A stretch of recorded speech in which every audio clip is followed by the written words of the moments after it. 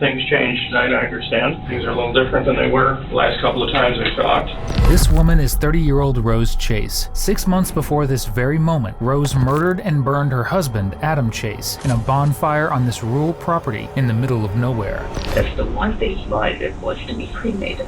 For all that time, Rose was secretly hiding a double life, cheating on the man she called her husband, bringing her boyfriend to Adam's murder bonfire, and pretending to help officers. Adam, if you are seeing this, can you please come home to your family? They really do miss you. And they have been desperately trying to hunt her down. Through her lies and deception, after months of work, detectives have one final shot to get to the bottom of what really happened. This is the real creepy part. I don't know if I actually gave him that extra oomph. I thought I was better off than death.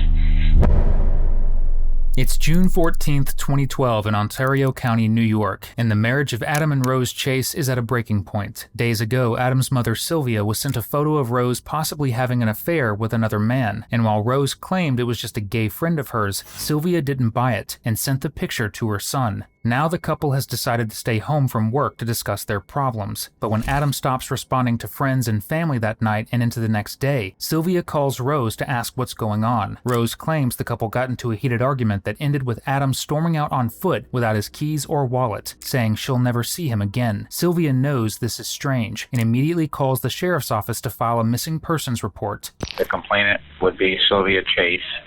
Mm-hmm. And then in the notes, her son, Adam Chase, left the residence yesterday around 11 a.m. on foot. Hasn't been heard or seen or heard from since. Deputies are sent to Rose's rural property to investigate, where she tells them the same story, but with some crucial added context. Because after confronting her with the picture, Adam didn't just accuse her of having an affair, she admitted to it. And she told him her actions were totally justified, because all he did was play video games and watch TV all day. But not only that, she confirmed his long-standing suspicion that he wasn't the biological father of their 4-year-old son. This allegedly caused him to punch a hole in the wall before leaving on foot, leaving all of his belongings behind. 2 days later, officers return, this time with cadaver dogs, and while they find multiple decomposing rats in the cluttered basement, there's no sign of Adam. Then both of Adam's parents receive a text allegedly from their son. Chase's sisters say there were 2 texts on June 19th, one to each of their parents. It said, staying with a friend in Canandaigua, need time to think. As the next 6 months pass, there's still no sign of Adam, but his family didn't give up the search and held frequent news conferences in an effort to bring him home. Adam, if you can hear this, you have a place to come home to. Call me, email me, whichever. Just come home. That's it. But while Adam's family isn't giving up, it seems Rose is. Adam, if you are seeing this, can you please come home to your family? They really do miss you.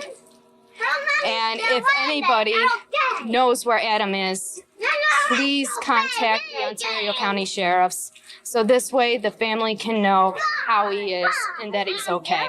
Because she's now openly dating Mark, the man in the photograph that started all this, and he's even living in the house she shared with her missing husband. So with Adam's family more suspicious of Rose than ever, they hire family friend and private investigator Rodney Miller, who concocts a genius plan to get Rose to confess, and he even talks her babysitter into playing a part. When Rose comes to pick up her son, the babysitter tells her she just heard police are about to make an arrest in Adam's case. Rose rushes home, where she's intercepted by Rodney, who tells her he has enough evidence to turn over to police for her to be charged with murder, but if she tells him where she buried the body, maybe he can help her. But her chilling response to his proposition would soon seal her fate. I didn't bury it, I burned it. So with the truth beginning to be revealed, Rose is taken into custody by sheriff's deputies, and when she's brought in for questioning, she not only tells how all this happened, but how those closest to her helped dispose of the body without even knowing it. I've been brought up to speed here by everybody. Some things changed tonight, I understand.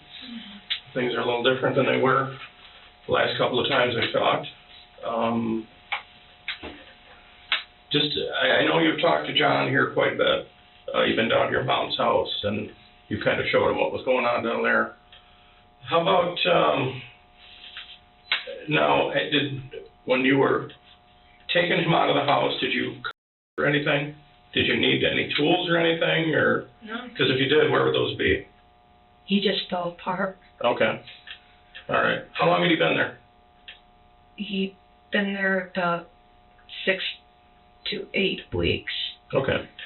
So when we were in there the night that we came over, me and Investigator Durgan, Yes. where in the basement was he? The part that I told you the light wouldn't work. Mm-hmm. I had skids along the wall, Mm-hmm. and he was underneath all that stuff that was in that corner. Okay.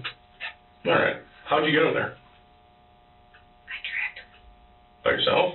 him. Mm-hmm. And he's a pretty big guy. And, you know, when somebody can't move, it's hard to move them. It was very difficult. Okay. I will admit it was difficult. Okay. Now, to back up a little bit, what precipitated all this? I mean, obviously, you know, his boss talked to him early that morning, 9:30, Mm-hmm. right? The day that he called into work, is that when this happened? Yes. Okay. Well, what happened? Him and I called into work so this way we could work things out. Okay. He went back to sleep after he called up his boss. Okay. I tried waking him up. It took me a while, but he finally got up. He went upstairs to grab a smoke. Then he started to go on the computer, and I thought we were going to talk about this. Started arguing again about the fact that Mark kissed me. And I go, yes, it was only a kiss.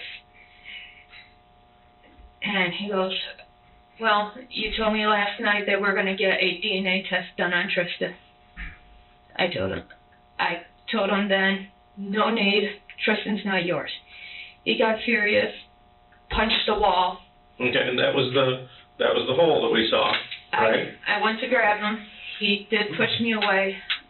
I went to grab him again, and I don't know if he tried to push me away again or if I tried to grabbed him wrong, but his foot caught the stairs and he tumbled down the stairs. Okay. Did he fall forward or backwards? It was to the side, and he moved down the stairs.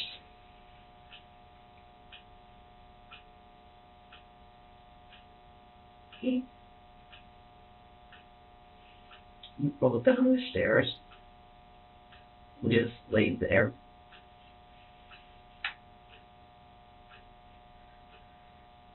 I don't remember him falling forward. I don't remember him falling back. I just remember him falling to the side.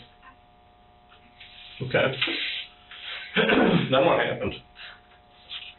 When I saw him there, I paused.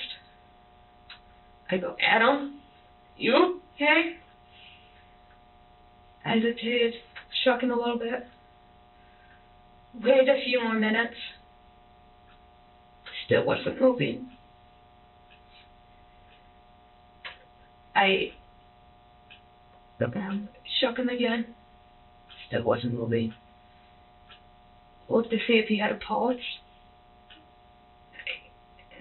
Didn't really feel. Where'd you check? I checked his wrist. Okay. Did you check his neck at all? To see if he had one there? No. Okay. All right, keep going. Then I just waited a few more minutes, and he started to wax himself. Okay. I panicked. I didn't know if any of the neighbors heard anything. I really panicked, dragged him. It was a struggle, but I dragged him. If Adam simply tripped and fell down the stairs like Rose describes, there's one big question she needs to answer. Why'd she drag him to the basement instead of calling for help? She's already admitted to worrying more about what the neighbors heard than doing anything to save her dying husband. Could it be that she was worried he'd tell them he was actually pushed down the stairs by his wife? And if you like watching guilty people try to talk their way out of murder, you're in the right place. Subscribe. Was he moving at all? Was he fighting back at all? No. Any muscle movement at all? How long from the time that he fell down the stairs till you moved him, do you figure? About 5 minutes. Okay. He wasn't moving at all. Okay. Did you maybe, when you started doing that, you kind of thought, did you shake him again, Brian, or Adam? Or you assumed it was still dead? After he let himself, I assumed he was dead. I mean, obviously, we didn't get any 911 calls. You checked for a pulse, you didn't feel one. You took him down to the basement. He was there for how long? Do you figure? I mean, the day that he calls. The day that this happened. Is the day that he calls into work, just so we're clear. June 14th? June 14th. Okay. When I got him into the basement, I was exhausted from moving him, so I left him at the bottom of the stairs. Okay. The following day, I got Tristan on the bus. Okay. And went to the bank. Sylvia called me and said that she talked to the sheriff, that he wanted to talk to me. So I went back to the house in a panic, saw Adam just laying there, and I didn't want the sheriff to see him there because I knew he would arrest me right on the spot. So that little corner cut out of the wall, I thought about putting him in there. I went in there, checked it out. I was going to put him in an area in the dirt. But when I went to move him, I couldn't really lift him that far. So I was still panicking. So I actually dragged him by his feet into the lower part of the basement, got him so this way he was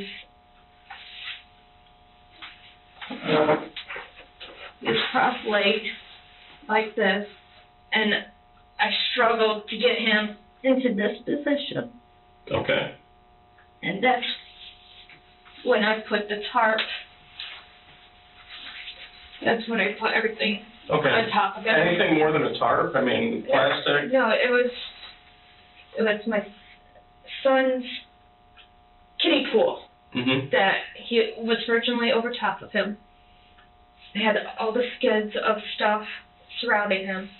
Then I put long pieces of board over top of it, and I made it look like a table. Okay. So then, just to fast forward a little bit, and then we'll back up again, just to clarify a couple of things. His cell phone. You send those text messages? I did. The first text message that got sent, where were you when you sent that one? I was by the VFW. On North Main? Okay, the next day, where were you? The next time I sent the text messages was at Tristan's graduation ceremony at the Happiness House. Okay. And you sent those to who? I sent one to me. Okay. One to Adam's dad.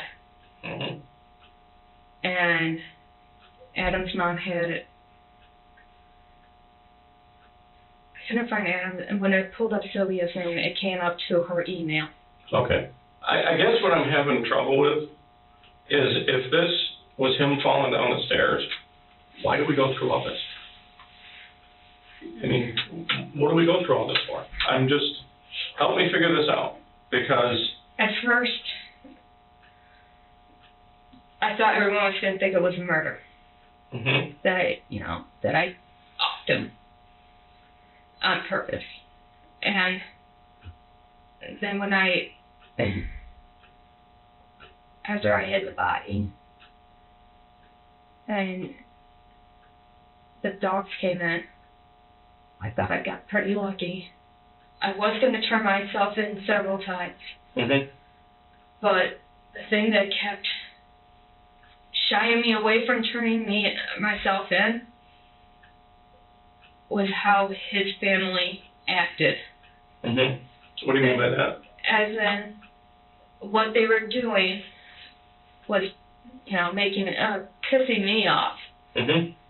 How about they were, saying that I did all this stuff without physical evidence, and it really pissed me off, and I just wanted. So this drags on mostly because of their treatment of you after this happens? Correct. Isn't it? Okay. All right. Rose's reasons for not coming forward couldn't be any more clear or more petty, because even though she was angry at Adam's family for suspecting she was hiding something, she's now pretty much proving their point. But speaking of jumping to conclusions, if Adam actually did trip down the stairs, why'd Rose automatically assume she'd be blamed for his murder? Why would you think that we would think he murdered him? I mean,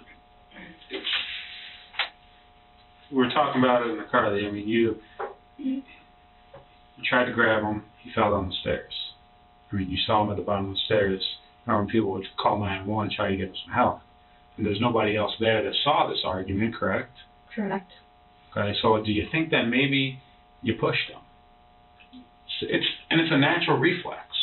I wouldn't blame you if you did. If somebody's shoving me, my natural reflex is to shove him back. You don't do it on purpose. I don't remember pushing. I remember grabbing his arm, but I don't remember pushing him in that direction. But I mean, did you grab him to pull him towards you? I mean, why did you grab his arm? I just grabbed him to get his attention. Okay. But and he went to and he shoved you. Yeah. Then I went to grab him again to get his attention again, and that's when.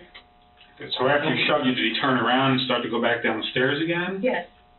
Because he shoved me right about in this location. Then he walked right about here. I grab him again, and his foot catches pretty much where it goes into the steps. So at that point, you weren't sure what exactly happened. If you grabbed and pushed him in like that, that's why you were worried that we might think you murdered him. Correct. Or, just throwing this out there, if he makes it, does he tell us something different about what happened up there? I don't think you would told you anything different. Only thing. Well, here's what we're trying to figure out, Rose. This is the part that's confusing to all of us. If this is truly an accident, if you two are squabbling at the top of the stairs, he slips, falls, whatever happened to him. I think Well, hang on. The first natural reaction from anybody, I don't care if it's your mortal enemy, is going to be to try to get this guy some help. The thing that I keep hearing is that you're going to turn yourself in, that, if the first deputy that shows up saw him, you were going to get arrested. If this was an accident, and none of that happens that way, that just tells me that if Adam doesn't perish from his injuries, that maybe he tells us a different story about what happened on that stairwell. Generally, when I was in shock, this was the first pulse you lose. This is the last one, or one in here. I don't expect you to be an expert in that thing, but, somebody that's unconscious could be the same as somebody that's dead. Could be the same thing, And it is an awful lot that you're telling us in the 5 minutes while you're trying to help Adam. This is all going through your mind. This is all playing out. Because look, I can understand all day long that you two, when he found out, this isn't the first time that you were having an affair on him, right? Correct. You guys, we've discussed this before at length. This isn't the first time, and it's not the first time they caught you, is it? What makes this time different? What makes this time different that the argument's different than it was any other time? This argument was more intense because I was actually coming forward. All the other arguments I denied. Okay. Well, you kind of had to come forward. They had pictures of it, right? They had a picture of it, and they showed Adam. So, and, I'm sure he had his suspicions. But when they first showed Adam the picture, I told him it's just me on the park bench talking, because that's, to me, what it looked like. Mm-hmm.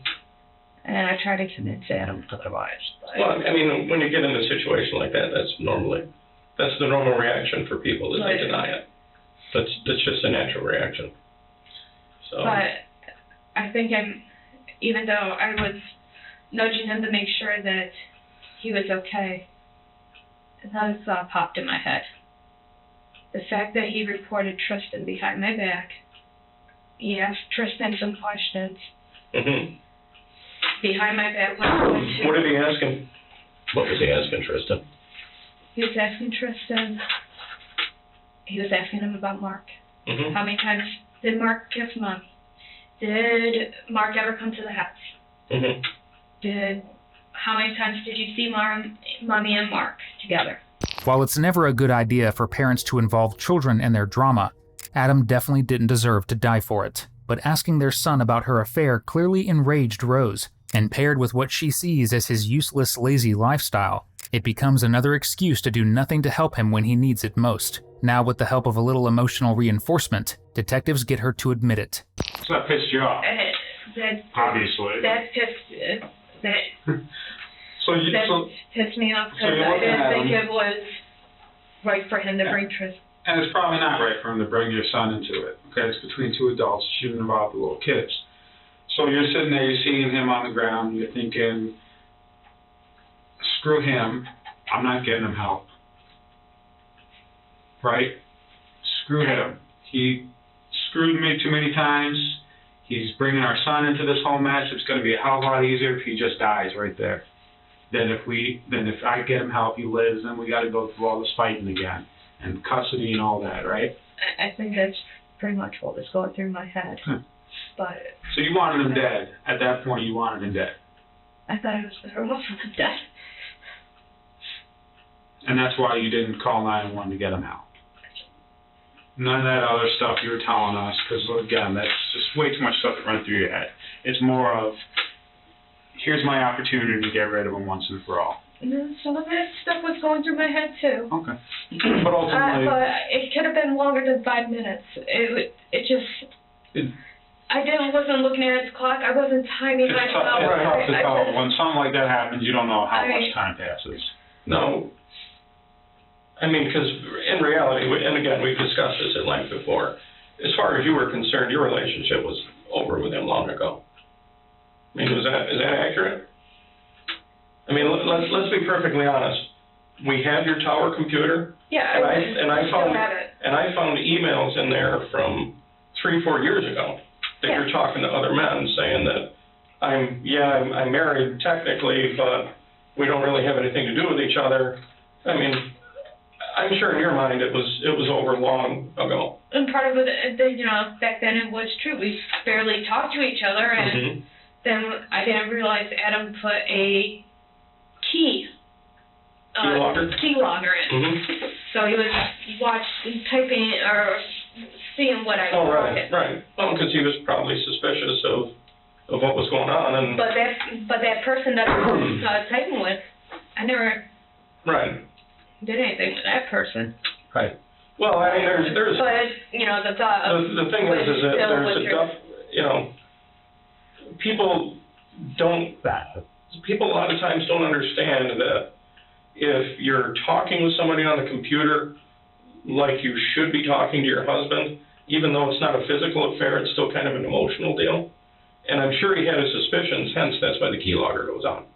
Again, I mean, that's a pretty normal thing that, a guy or a woman would do if they think that their spouse isn't just like at one time he bought identical cell phones, so that's why when I go to work, he would swap them out and see what people were text messaging. Right.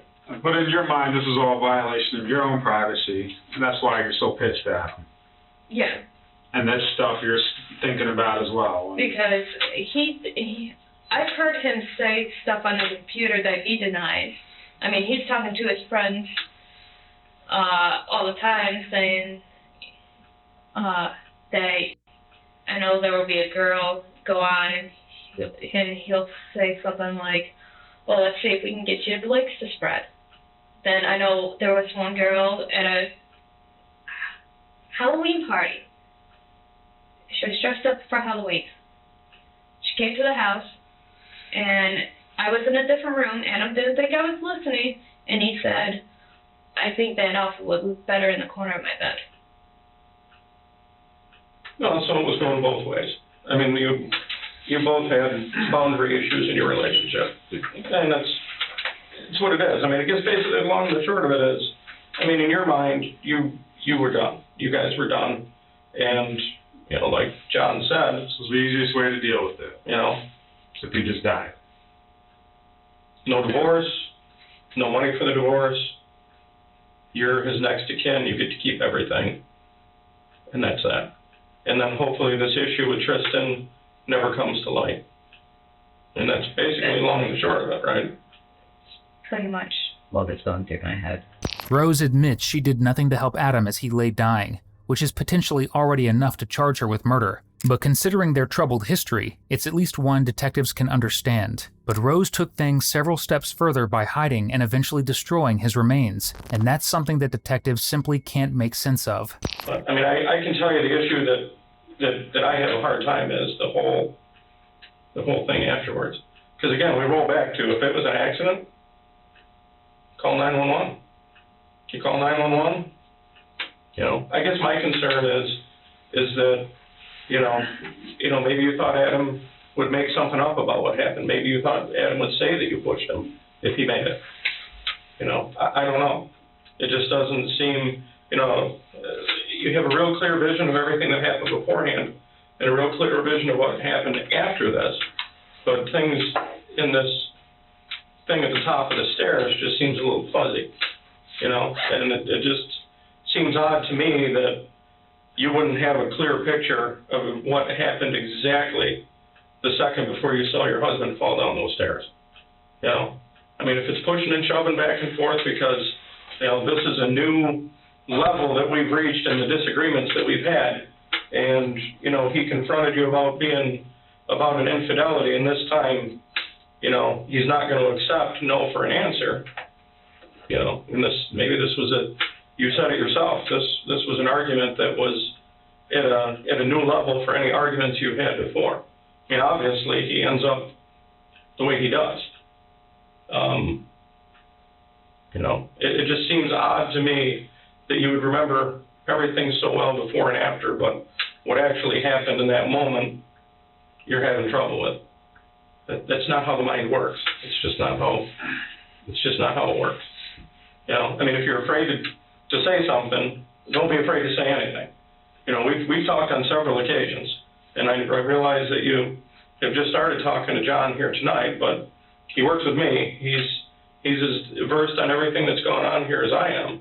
And, you know, I mean, if it was the heat of the moment and you thought enough was enough and you pushed him, you pushed him. It's what it is. You know, It's just a natural reaction. I mean, like I said, if somebody's pushing me, I'm pushing them back. But when I grabbed his arm, you know, when he went to let me go again, I don't know if I actually did push him intentionally or if I know his foot caught the stair and he fell down, but I don't know if I actually gave him that extra oomph. See, this detail isn't going to really make that much of a difference as to what happened. The fact is, he was at the bottom of the stairs. He probably could have been helped. He wasn't. He died. Okay, so this little shove and push, it doesn't matter, really. But we need you to be truthful and honest, because people want to hear your story, and people are going to either believe you or not believe you.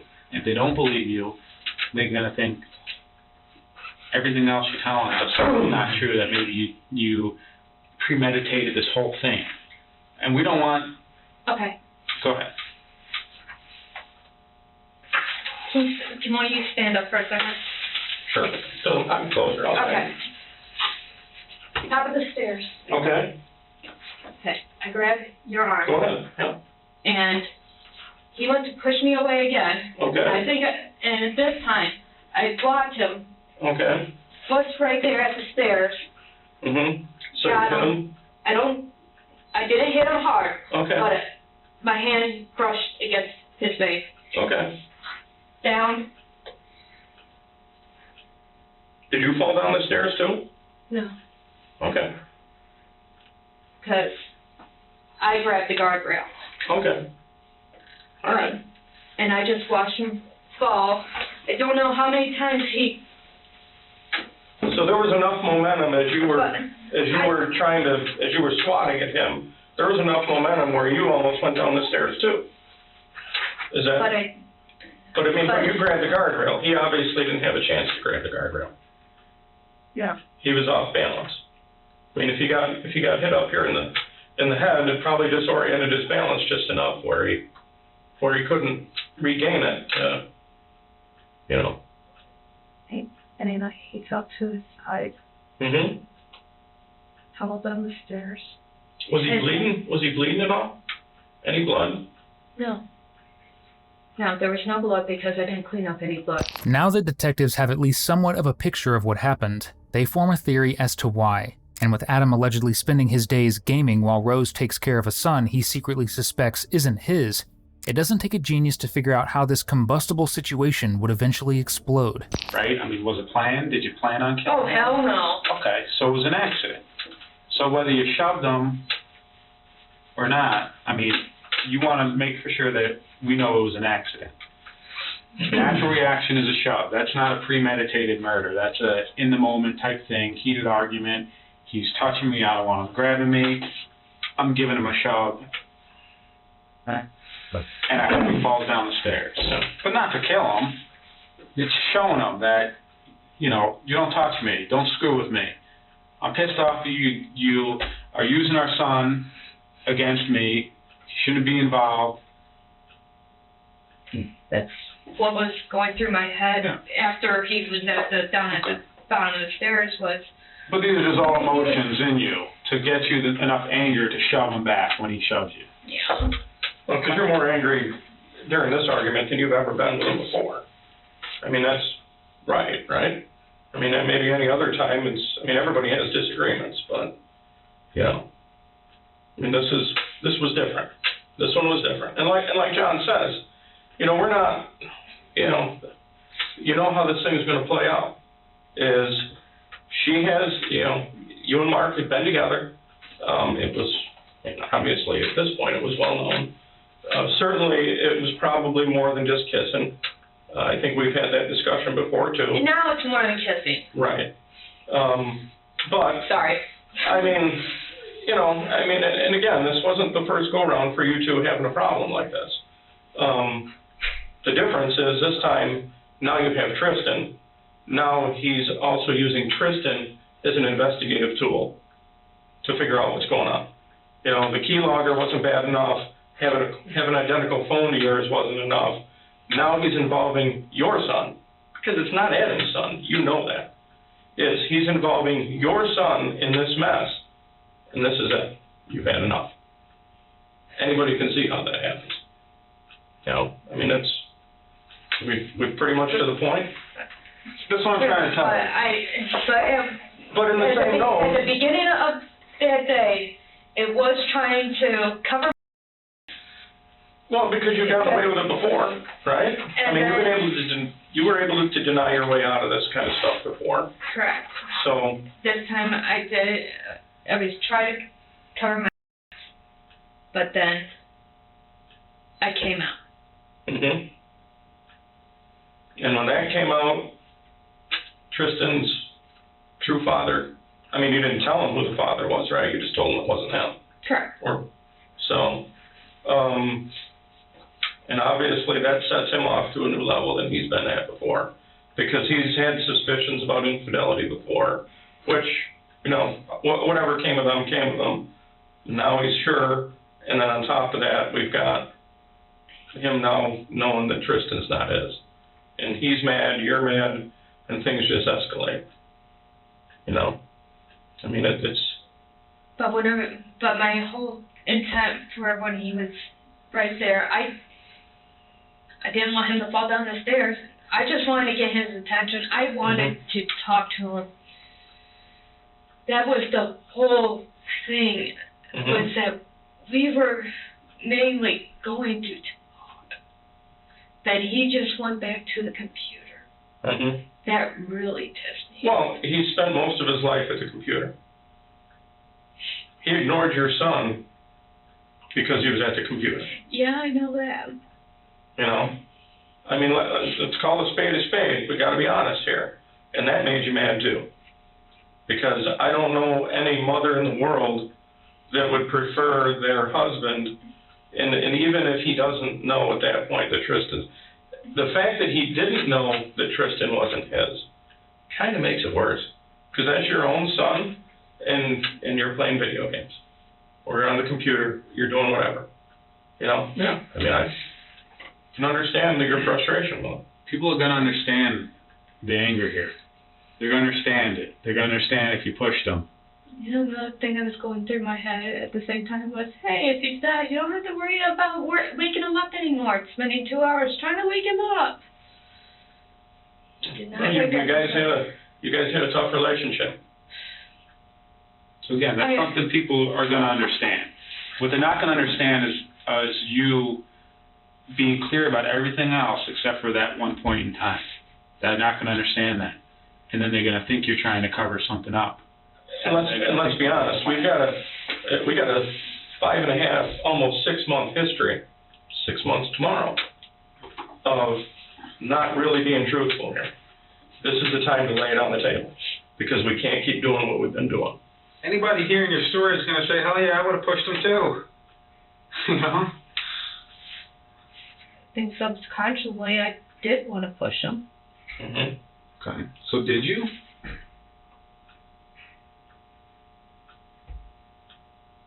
I'm going to have to say yes. Okay.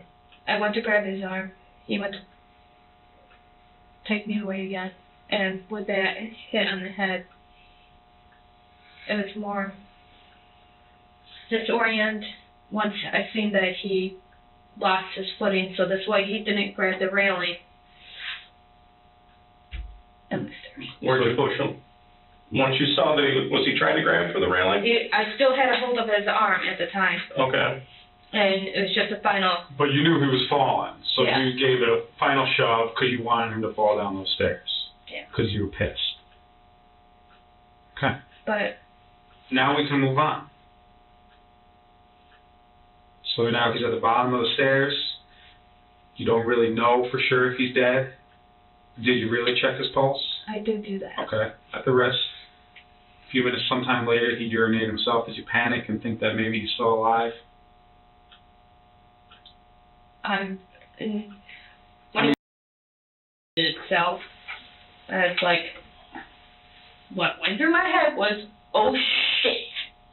He could still be alive. If I get him help, he's gonna tell what happened. But he wasn't moving. He wasn't making any noise. He wasn't doing anything. Mm-hmm. So what did you do then? After that? After that, Yeah. I grabbed him. Still wasn't moving. Wasn't making a noise. Grabbed his pulse. Grabbed a bag out from the kitchen. Wiggled the bag underneath him. Still wasn't doing anything.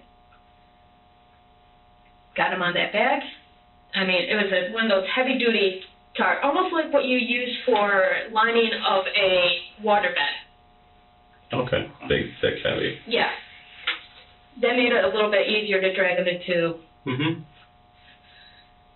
After I got him to the stairwell in the right in front of the basement, still wasn't moving anything. He didn't do anything. I actually cleared all those doors and stuff out of the stairwell, giving myself some more room. Grabbed him. He's still not moving. Got him right there. He's right there on the platform, and I gave him another shove into the basement. I couldn't carry him. Mm-hmm. I just let gravity. Just let him slide down the stairs. Let gravity do its work. Did he tumble there? He tumbled there. He hit his head. If the first fall down the steps hadn't killed Adam, then the second one would certainly do the job. But now without a living husband to bother her, Rose had an even bigger problem to deal with, a dead one. I left him there one night. Went and did my errands. When Sylvia gave me the call that the cop wanted to talk to me, I went back to the house. He's still there, same position. This time cold. So now you knew for sure he's dead. Yes. Okay, what was your plan?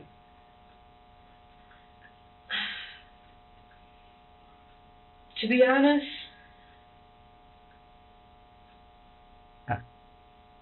I wanted them just to think that he was out there somewhere. Mm-hmm. I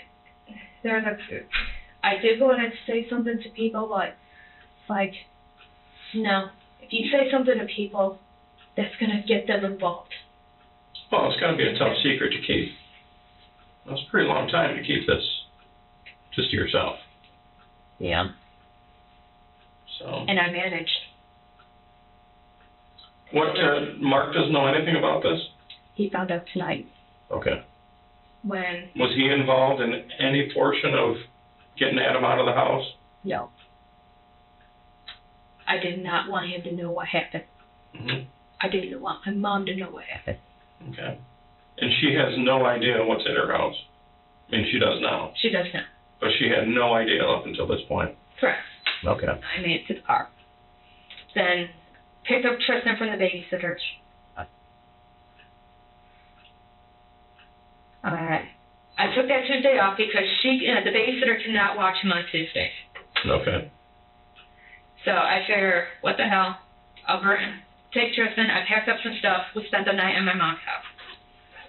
I got Tristan out of the car. He walks around. I take Adam to the woods. So you're driving around with Tristan, Adam in the back of the car. Yeah, and he stunk. Did Tristan say anything? How it smelled so bad? No, he asked, why is the windows down? I go, Mommy's trying to air out the car. It's hard to decide what's more disturbing, the fact that Rose drove her child around with her husband in the back, or the casual way in which she tells the story. But it doesn't get any better from here, because after getting to her mother's house, she still needed to get rid of Adam's body. So Tristan's around the house playing, and you start moving the body to the woods? He's at my mother's house, and he's playing outside. He likes to throw rocks in their mud puddle. So, at that point, Tristan's doing that. I moved the body to the woods.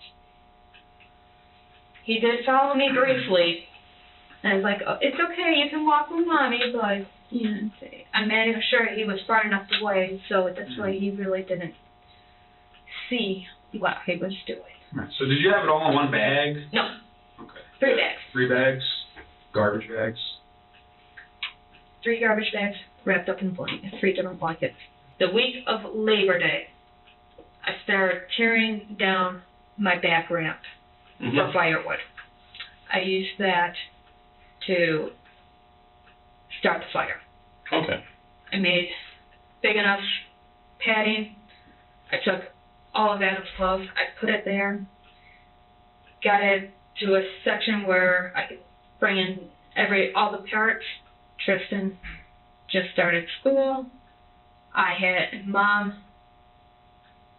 was working that week. She was supposed to have that week off, but she was working. Okay. So I still took that week off because that was the week of Tristan's birthday. I put it all ready, got it ready for a bonfire, waited a few days, and I had a bonfire. Okay. Who was it that? Just you, or? I mean, No, okay. because it rained at 2 days. I wanted to do it on a Saturday. My mom went away. She had a dead cat in her basement. Okay. She could not find it. So Mark and I went over to the house. We found it. Mark said, we gotta get rid of this quickly. And I said, let's have that bonfire. He did not know that animal. Okay. So. And it was convenient that the cat was there, so if anything smelled out of the ordinary, you could say, well, it's a cat. Yeah. So you had the all set up inside the bonfire for a few days before you actually burned it? Yes. And was it still in the plastic bags? Yep. The blankets? Oh, I wasn't going to open it up. It was bad enough when I took Tristan's pool off. I saw that part. But after I wrapped it up, I did not want to see it again. Mhm. And yes, I was puking my guts out. It's been nearly 6 months since Adam's death, and now the stage is set for Rose to finally get rid of the evidence. And with Adam always wanting to be cremated, and a dead cat to get rid of as well, she has the perfect excuse to knock out 2 birds with one bonfire. So what made you think to burn him? And where'd you... Because he always wanted to be cremated. That's the one thing he wanted was to be cremated. He didn't want a sappy funeral. He didn't want anybody to play those sad songs. He just wanted it to be cremated and it pretty much to have it a blast. So that's why you decided to have a bonfire, people there. But I also dumped a bottle of Jägermeister on him because that was his favorite drink. So in a way, you're honoring him by burning him with his favorite drink. I thought that's what he wanted. After thinking about disposing of, just leaving it in a random spot, I knew he wanted to be cremated. I knew he wanted a drink. Grabbed a bottle of Jägermeister, poured it all over him.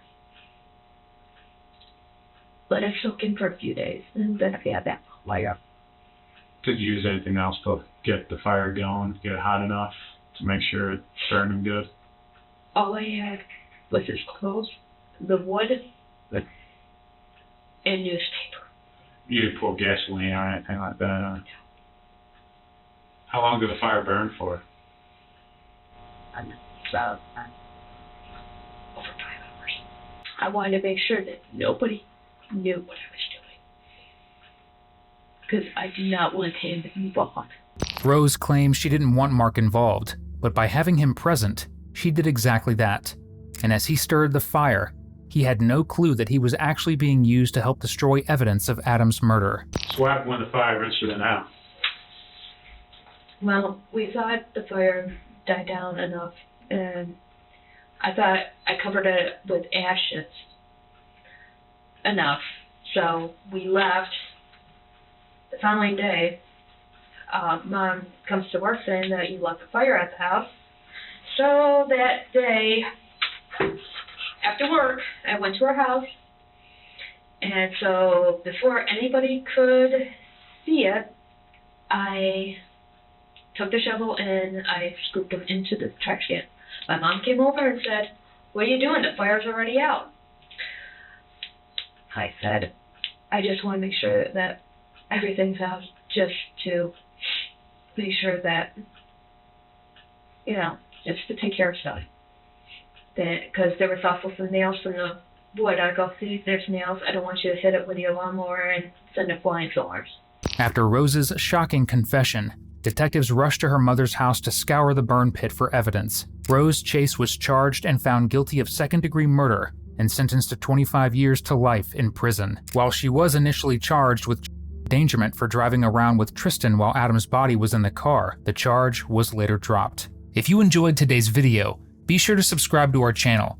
80% of everyone watching isn't, and your support would help us more than you realize. It's free, and it keeps this channel alive.